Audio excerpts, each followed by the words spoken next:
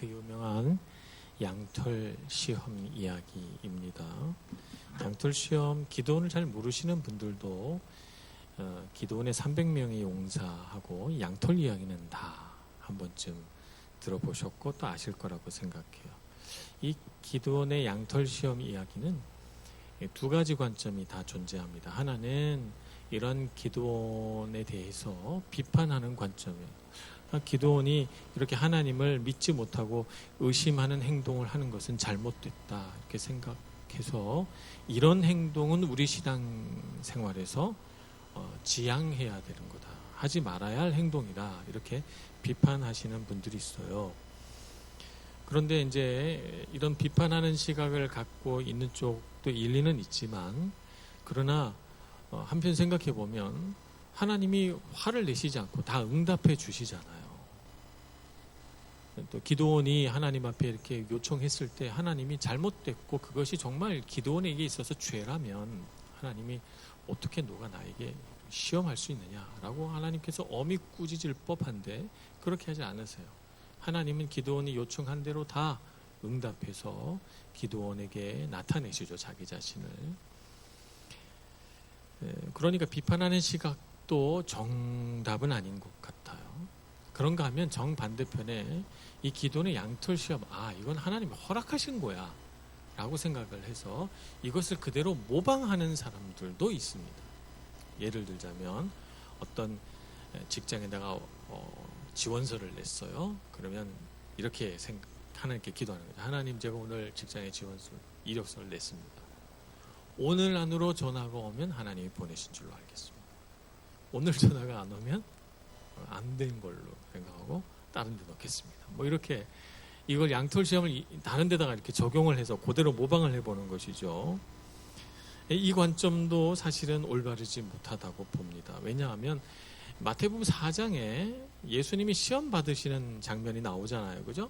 시험 받은 장면의 두 번째 시험 여러분 기억하십니까?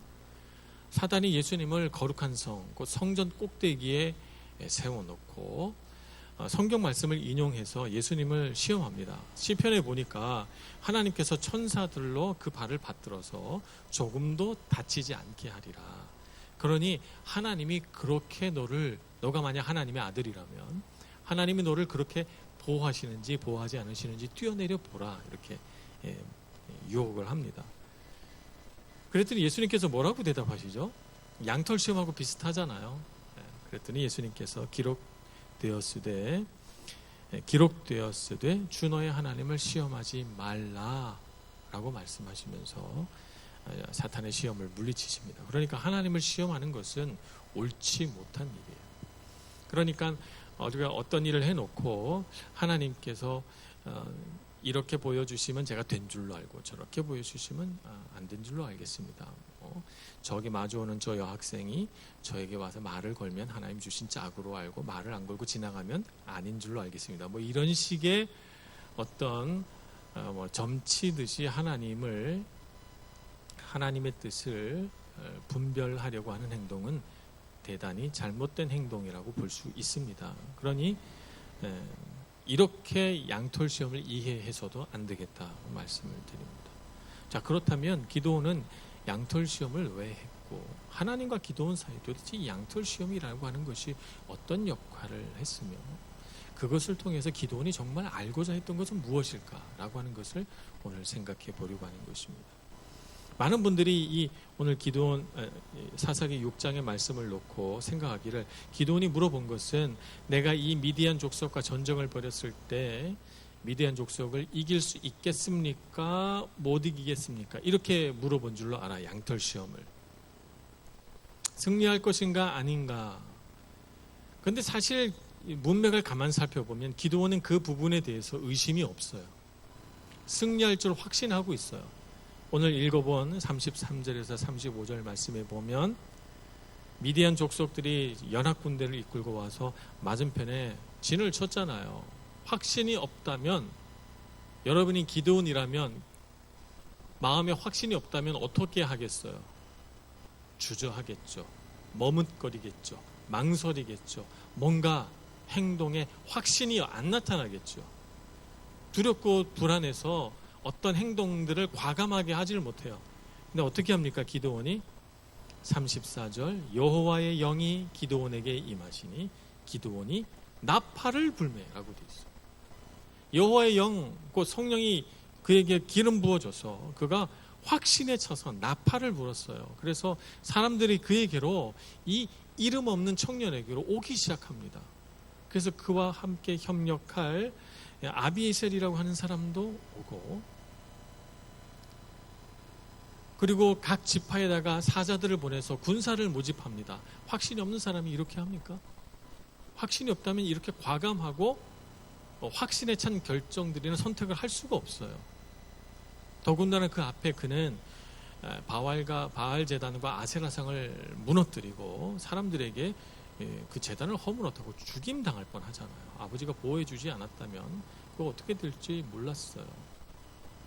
그는 마음에 용기가 가득해요. 이 전쟁에서 승리하지 못할 거라고 생각하지 않아요. 승리할 거라고 생각해요. 그러면 도대체 왜 양털 시험을 하는가?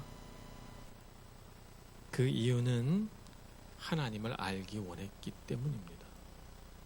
하나님이 오셔서 갑자기 말씀하시는데 기드온의 삶의 바탕이 어때요?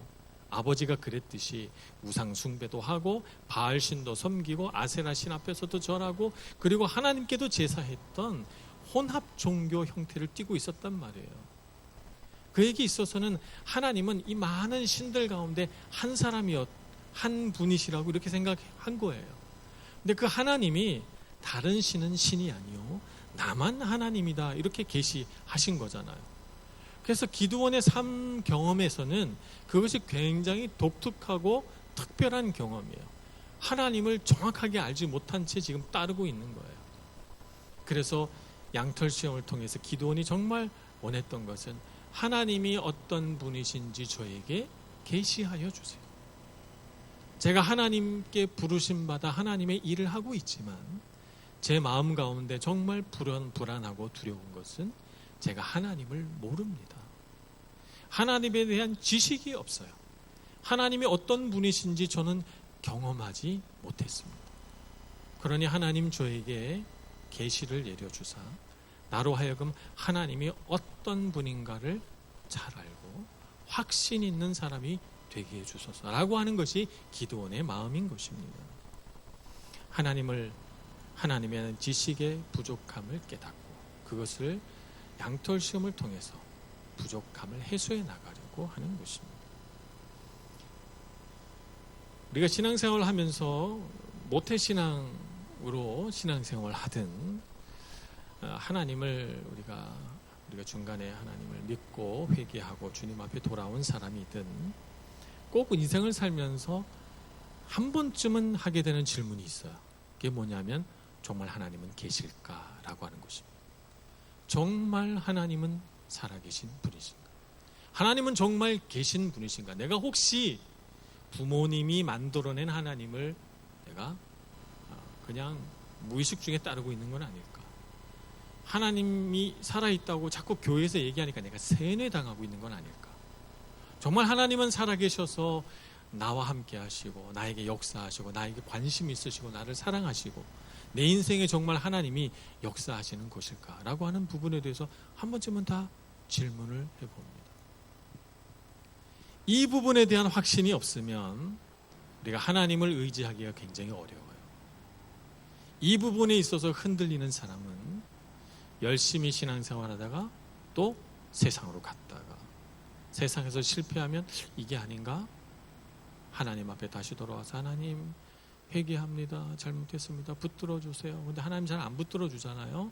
우리가 붙들어 달라고 하는 것은 세상 사람들이 우리를 막 묶고 붙들고 이렇게 하듯이 우리를 좀 그렇게 해달라는 건데 하나님이 인격적인 분이시라서 우리를 막 묶고 막 붙들고 막 넌 이거 안 하면 죽는다 뭐 이런 걸 안 하세요. 하나님은. 그러니까 신앙생활 하다가 또 마음이 의심이 들어오는 거예요. 하나님이 정말 살아계신 분이신가? 하나님은 정말 계신가? 라고 하는 데 대한 경험이 있어야 합니다. 이 경험이 흔들리면 안 돼요. 만약 여러분 중에 어느 분이 나는 아직 하나님이 정말 살아계신 분이신지 정말 나를 구원하신 하나님인지 확신이 없다. 그러면 기드온처럼 구하셔야 됩니다. 하나님 그걸 저에게 보여주세요. 나타내 주세요. 이렇게 기도하셔야 됩니다. 제가 학생운동 하다가 교회에 돌아와서 열심히 기도할 때 제가 부르짖은 게 그거예요. 저는 하나님이 안 계시다고 생각했어요. 저는 종교 철학 이런 거 공부하면서 변증법적 유물론 이런 거 공부하면서 하나님이라고 하는 존재는 신학자들이 만들어낸 가공의 인물이다. 그 세뇌당했기 때문이다. 이렇게 배웠어요. 그래서 하나님을 철저히 부인하고 물질 세계만 갖고 이 세상을 변화시켜 보려고 나름대로 노력을 많이 했죠. 근데 그 안에 너무 부패해서 인간에게 소망이 없다는 걸 알았어요. 그래서 제가 돌아와서 제가 하나님 앞에 기도하면서 하나님 정말 살아계신 분이시라면 나타나 주세요 라고 제가 요청했죠. 하나님 정말 살아계시고 하나님 정말 계신 분이시라면 하나님 제가 이렇게 의심하며 살지 않도록 나타나 보세요. 저에게 나타나 주세요. 제가 이렇게 요청을 드렸죠. 놀랍게도 하나님께서 어느 날 밤 정 번개가 치듯이 제 심령 가운데 나타나셔서 내가 너를 사랑한다. 사랑받을 자격이 없는 저에게 그렇게 말씀하셨습니다. 그 경험이 바탕이 돼서 또 다른 하나님의 경험, 또 다른 하나님의 경험을 해가며 저는 여기까지 온 거예요. 여러분 청년의 때 정말 여러분이 구해야 될 것은 뭐냐 하면 여러분 마음 안에 하나님의 살아계심에 대한 확신이 생기기를 축복합니다. 그것을 놓고 기도하셔야 돼요. 그렇게 할 수 있도록 하나님에 대한 경험이 있게 해달라고 기도하셔야 됩니다. 제가 제자훈련을 하면서 가장 1권 마지막에 내주는 숙제가 뭐냐 하면 하나님의 음성 듣기 숙제를 냅니다. 집에 가서 순서대로 쭉 기도를 해가지고 하나님이 나에게 말씀하시고자 하는 하나님의 말씀을 받아갖고 오라. 하나님의 음성을 들어갖고 오라. 이렇게 숙제를 냅니다. 그러면 다들 난감해하세요. 난감해하고 어떤 분은 일주일 내내 기도하셨는데 아무 응답이 없습니다. 허탈해 갖고 오고 어떤 분은 막 기도했는데 그날 바로 하나님의 음성 들어 너무 신나가지고 오시는 분들도 있고 그렇습니다. 근데 한결같이 반응이 뭐냐면 진짜 이게 되는 거야? 정말 하나님 말씀하시는 거야? 제가 그 반응을 보면서 제가 이렇게 마음으로 빙그레 웃음을 띱니다. 요즘껏 죽은 하나님을 섬기신 거예요? 하나님 말씀하시는 분 아니세요? 그죠? 지금도 살아계셔서 말씀하시는 하나님이라고 맨날 고백해놓고 하나님의 음성 듣고 깜짝 놀라고 하나님 말씀하셔.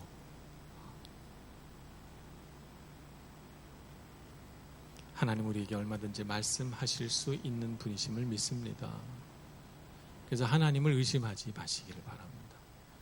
하나님의 음성을 듣기 위하여 여러분 주님 앞에 꿇어 엎드리세요. 하나님은 얼마든지 우리에게 말씀하실 수 있습니다. 그래서 우리 삶 가운데 하나님 정말 저에게 하실 말씀이 있으십니까? 말씀해 주세요. 하나님의 말씀으로 제 마음 가운데 말씀해 주세요. 하나님 정말 살아계십니까? 그러면 하나님이 살아계시다는 증거를 제가 알 수 있게 경험하게 해주세요 라고 주님 앞에 기도해야 되는 것입니다.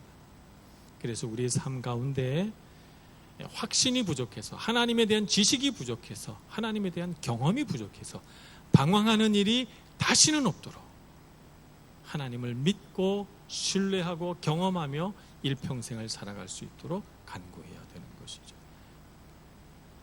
기도는 그것을 놓고 기도하는 것입니다. 승리는 확신해요.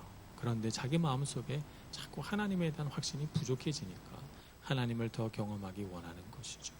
그래서 그 이후에 하나님의 여러 이해할 수 없는 비논리적인 명령 앞에서 기도는 순종합니다. 왜냐하면 하나님을 알기 때문이죠. 하나님을 경험했기 때문입니다. 우리 인생을 살다 보면 항상 부딪히는 것이 뭐냐면 나의 계획과 하나님의 계획이에요. 우리는 우리 계획을 세워놓고 있죠. 그래서 우리에게 제일 궁금한 건 뭐냐면 내가 세워놓은 계획이 이루어질 거냐 말 거냐, 이게 제일 관심거리입니다. 그래서 하나님께 기도하면 하나님 제가 이런 꿈이 있고 이런 비전이 있고 이런 계획을 세웠는데 하나님 이루어 주세요 라고 하는 것이 우리 기도예요. 근데 정말 우리가 하나님 앞에 기도해야 될 건 뭐죠? 하나님의 계획은 무엇입니까? 하나님 계획이 있으시고 정말 주님께서 저에게 뜻하신 바가 있다면 하나님, 저는 제 계획을 다 내려놓겠습니다. 하나님의 완벽하신 계획을 따르며 살겠습니다. 이게 정답 아니겠습니까? 많은 경우 우리는 우리의 계획을 붙들고 씨름해요. 그러나 정말 우리가 구해야 할 것은 하나님의 계획입니다. 우리 인생 앞에 있는 선택과 결정 앞에서 내가 무엇을 공부할 것이냐, 내가 어떤 직장을 가질 것이냐, 내가 어떤 방법으로 인생을 살 것이냐, 우리는 항상 두 가지 선택이나 결정 앞에 서 있습니다. 죄가 아니라면 무엇이든 괜찮습니다.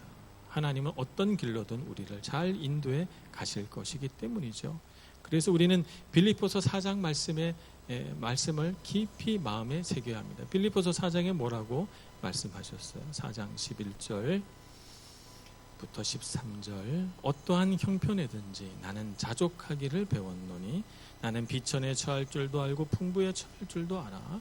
모든 일 곧 배부름과 배고픔과 풍부와 궁핍에도 처할 줄 아는 일체의 비결을 배웠노라. 내게 능력 주시는 자 안에서 내가 모든 것을 할 수 있느니라. 하나님만 함께 하신다면 우리 앞에 놓여 있는 것은 무엇이든지 이겨낼 수 있습니다. 무엇을 하느냐, 무엇을 먹느냐가 중요한 것이 아닙니다. 하나님이 나와 함께 하시느냐, 하지 않느냐라고 하는 것이 중요하죠.